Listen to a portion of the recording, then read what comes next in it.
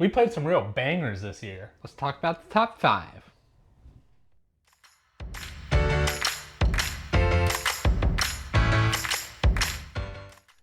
I'm Devin. And I'm Paul. And we are going over our top 5 games of 2023. Let's get to it with number 5. First up, we have Hegemony. Hegemony was a game we got to play at BGG Spring this year, and it is an asymmetric, kind of card-driven game where you are playing the different classes, right? You've got the working class, the middle class, the capitalist, and the state. And then the state over off to the side doing whatever the state does, right? And so when we say asymmetrical, there is nothing as asymmetrical as this game, right? The working class is trying to kind of build up their level of prosperity, and so they're trying to buy healthcare and education and maybe afford some luxuries, and everything they do will add to the prosperity that they get throughout the game, giving them points as they kind of go along. Whereas the capitalists are trying to produce as many resources to potentially sell off, on the foreign market, and they're really trying to lower the wages of that working class. And the middle class actually kind of gets to play a little bit of both those games, where they'll have their own little mom and pop businesses that will have some of those working class workers, but they also are trying to earn some wages themselves, and so they got to kind of play both sides. And then truly the state doing their own thing. The state is doing their own thing. They're sometimes giving out education, sometimes giving out, here's some healthcare, it's going to be real cheap. They get to do whatever they want. Yeah, and we played in a 4-player game, and that was very much the feeling was, well, the state's just kind of always throwing up something, and they always had their own like hidden agenda of pushing different policies certain ways. So whereas sometimes they're voting with the working class, sometimes they're voting with the capitalists.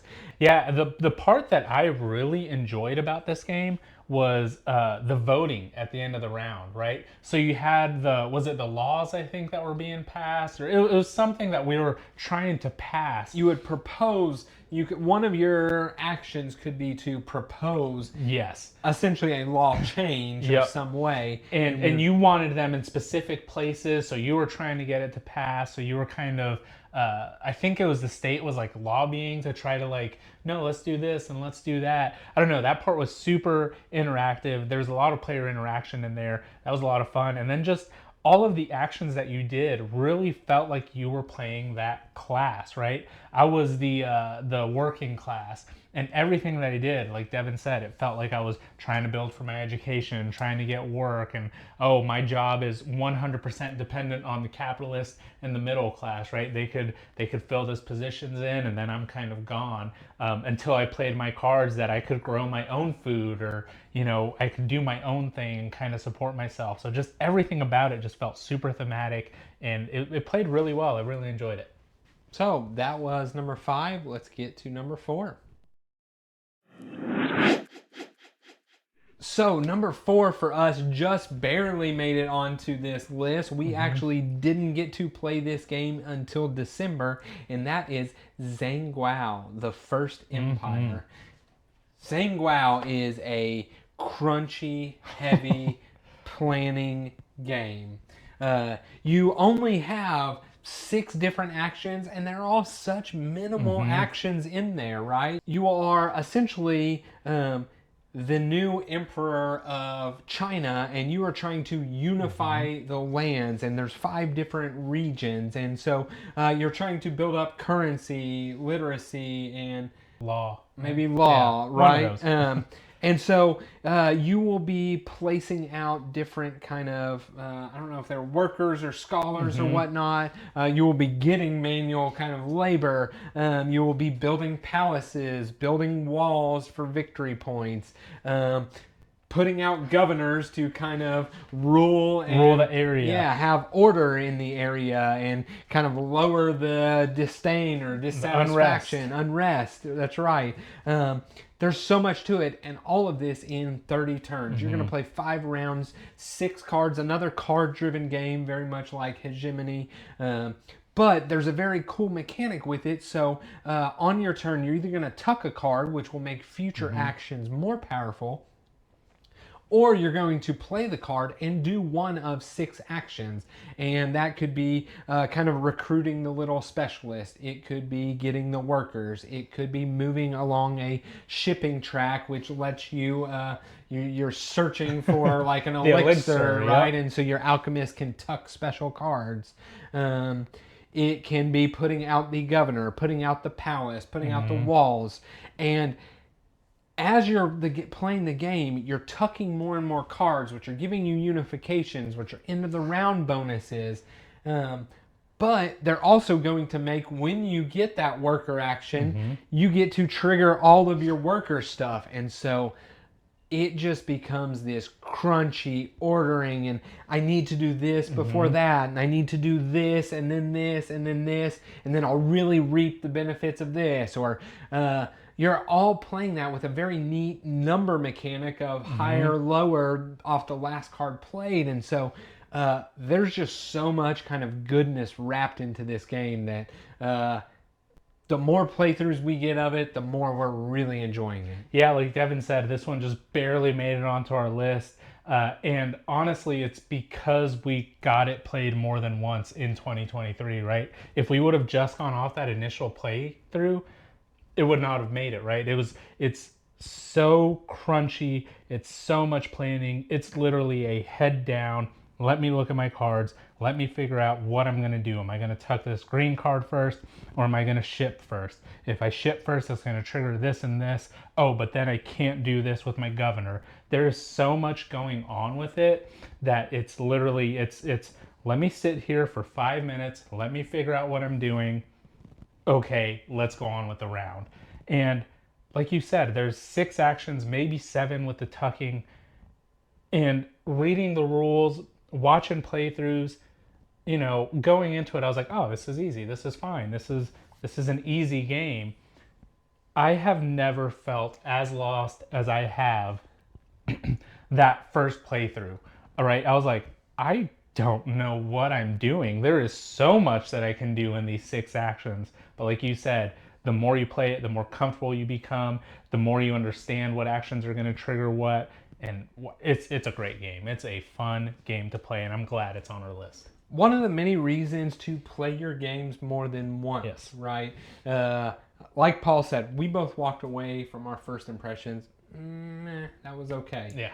Another playthrough in, we're like, oh, this is better. This makes good. And there's so much variable setup that every single time you play, you truly are playing a different game. Yep. Even though you're doing the same mechanics, even though you're building the same things, there's just so much strategy, and you really begin seeing from the very turn one, oh, this is what I'm going to try and do. My hand here literally tells me my initial, oh, this is what I'm going to go for at the end of the game. And yeah, you can call some audibles and switch things up in there. But man, this game's great. That was our number 4. Let's throw it over to number 3.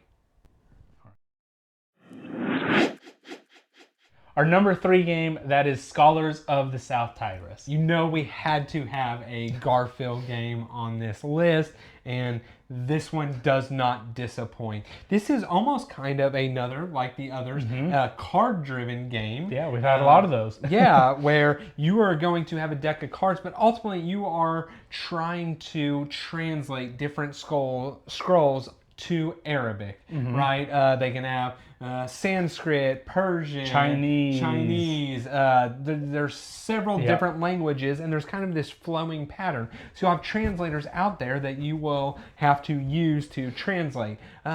But the different facets of the game, you're going to be kind of traveling around to actually get the scrolls to the House of Wisdom to then later actually translate. You're going to be recruiting the actual translators, which will later then tuck, or possibly even just dismissing them, because it's a Garfield game and you can't have that. Phillips. And then, like any good Garfield game, You got tracks. When you look at this board, that is the first thing you see. It is the main tracks, part tracks, of it. tracks. 6 tracks laid across the board, and man, you are doing track movement. And what I honestly really enjoy is that you cannot actually maximize the tracks. I love tracks. Any game that has tracks, Paul will tell you, all of them I at the am top. focusing on tracks, whether that's the main point of the game or not. And this one really makes you decide that.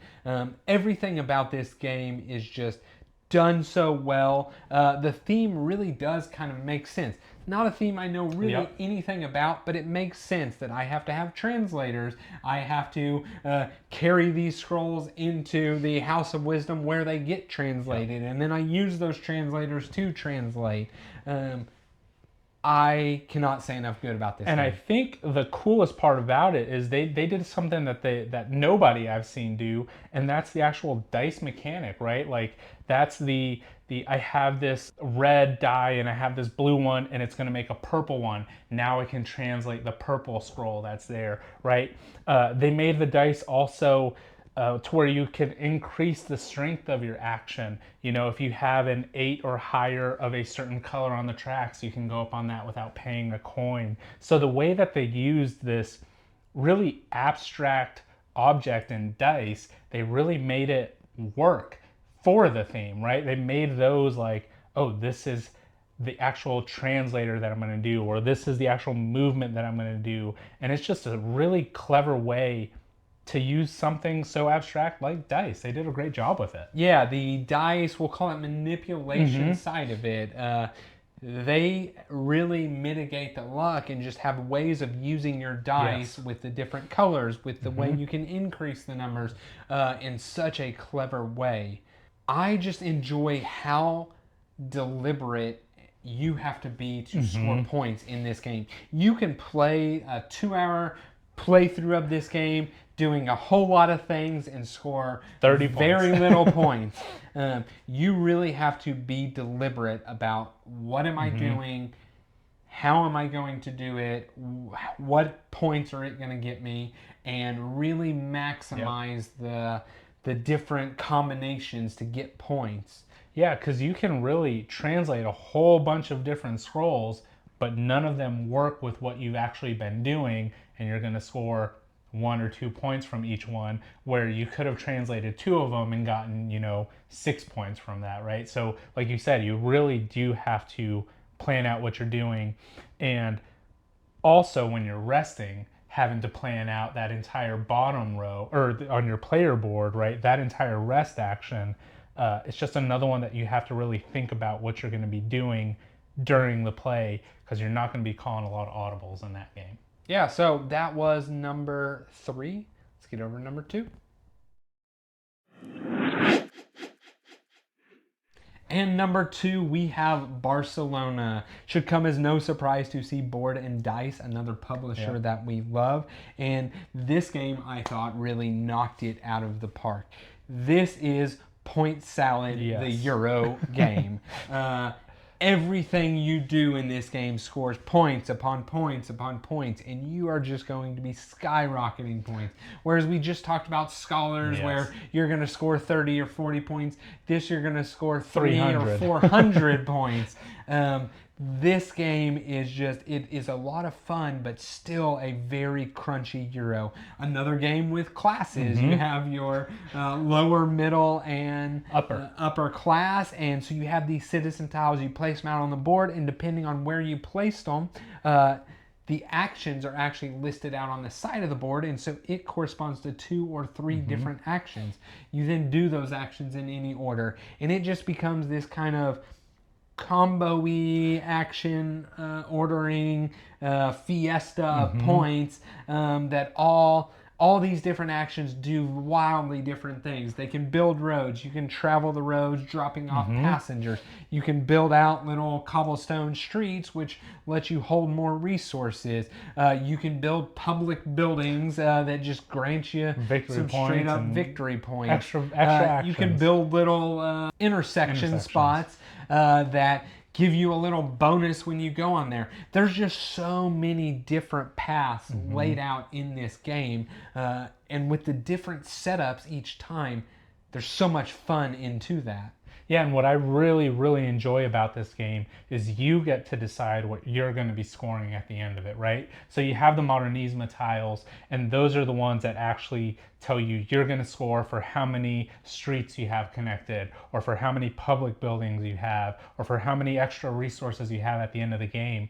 And like I said, you get to choose those. And not only do you get to choose what you get to score, you get to choose how much you want it to score, right? So if you have all these public buildings, you're definitely going to put that on the 4x multiplier, right? That's what I really love about this game. It's the variability. Like you mentioned, the setup. It's completely different every single game. And just like Zhang Guo, this was one that we went into, or after our first playthrough, it was fine. It was nothing special. It was whatever. Our second, our third, our fourth playthrough of this game, it's just gotten better every single time. Sometimes some of those actions are super powerful, and sometimes you don't even want to touch them because it doesn't do anything that you need it to do. The player interaction in this game is super heavy, like you mentioned with the intersections. I don't want to go there because it's going to give you a coin or it's going to give you a linen, but I have to go there because I need this building. Just everything about it feels good. Every time I'm scoring 18 points on the turn, it feels good. And I know it feels good for you because you're planning for that end game.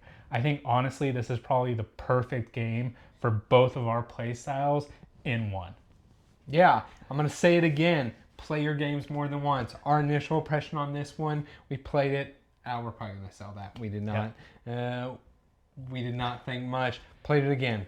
Played it again. Played it again. It's staying in the collection because I want to play this again anytime I get the chance. So that was number 2, Barcelona. Now, let's see what we put for number 1.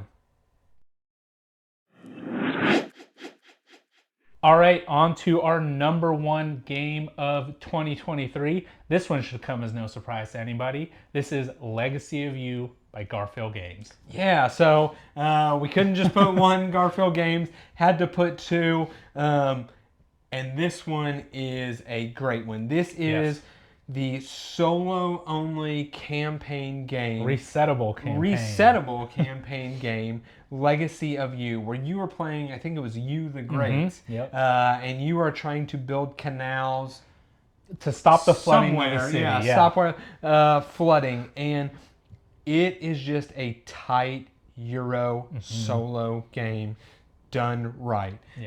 You're playing over a full campaign of either first to 7 wins or first to, hopefully not, but 7 losses.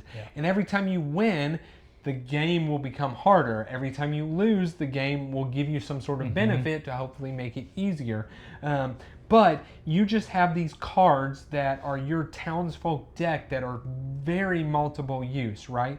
You can tuck these cards to increase your kind of income throughout the game. You can just play the card for the base resource action. You can play the card and discard it for kind of a going away boon to get maybe a whole lot of something. And then it's balancing. You have your cowrie shells, you have your provisions, you have workers, and then all the workers there's 5 different colors. And trying to balance everything out while trying to stop the barbarians while also trying to overcome the flood. Yeah, building the canals to not let the flood catch up to you. There's so much this game. It has this great ramp up in difficulty as you are building the various canals. More barbarians will be coming, and so you can't ever let them overrun, and there's so much to it. And being able to build on these different spots, every game feels slightly different. Am I going to build more hut spaces, which lets me have more income, plus a kind of free space that my workers don't go away from and give me a benefit? Or am I going to build the outpost, which lets my workers kind of be variable? Instead of just a white worker that works on the canal, this white worker could also be an archer, right? Or vice versa. I could use this archer for the canal. There's just different things that you can do, and each game you kind of have to assess your situation turn by turn to really see what route is best for me. Yeah, and honestly, you didn't even mention what I would say is probably one of the better parts of the game, or the best part of the game. It's the actual narrative, the story, right? That is the journal that he is writing home at the end of every game, right? Or during some events that come up, and you're just reading it, and you really get kind of engulfed in this story. And oh no, the flood came through and it took away all the food. Now you have to collect extra food, or oh, this barbarian got super strength, or now there's this building that's kind of in the way. And so it changes the game up just enough to give you that variability to not play the same game every single time that you're playing it. And the way that it's written is just done so well, that it just makes everything connect. And the fact that it's resettable, there's not there's not just one story that can come out, right? Every time you play it, you can go here, and then you can go somewhere completely different that you didn't even see in the previous campaign. So just everything about it, the way that it was done, and the way that it does connect, the way that it does flow, it's just done really well. Yeah, I played this in 2 back-to-back campaigns, and I think there was roughly like 16 full playthroughs of it. So that tells you it is such a great game, and it's honestly sitting on the shelf because here in maybe a year I will bust it out and just do the campaign over again. Yeah. It added in some promos to increase or decrease the difficulty, right? One of the things you can kind of see online is, oh, well, once you figure out the game, like, you know how to play it and win, right? Yeah. But they thought of that, and they included promos that literally have 3 different ways of making it harder, and you could play with any one of them, 2 of them, or all 3 of them. So they really thought it all through. And honestly, the way I think about it, if I never played the game again, I just got 16 plays of one game. That's pretty good for my money. That's honestly more than what a lot of the games that we have get. Yeah. So that is our number 1. Garfield Games knocked it out of the park with Legacy of You. Can't wait to see the games they have in the future. So yeah, that was our top 5 games. What were your top 5 games of 2023? We know a lot of good ones came out. We want to hear what you played, what you thought was the best. Did we have any games that you had on your list? Just put those comments down below. We want to hear them. As always, please remember to like, comment, subscribe. All that stuff really does help our channel grow. We'll see y'all next time.